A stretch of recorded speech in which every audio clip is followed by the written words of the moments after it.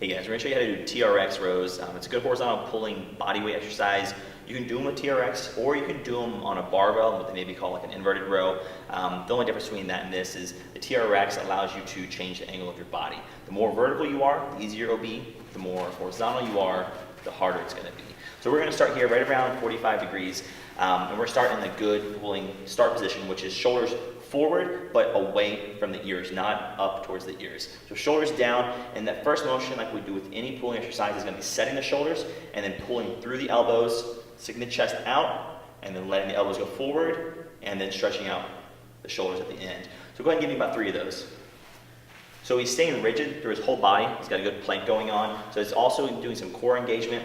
And then at the beginning and the end, every time it starts with the shoulders. Shoulders getting tight, pulling through the arms, letting the arms go, keeping the shoulders tight until right here. Now he stretches them out.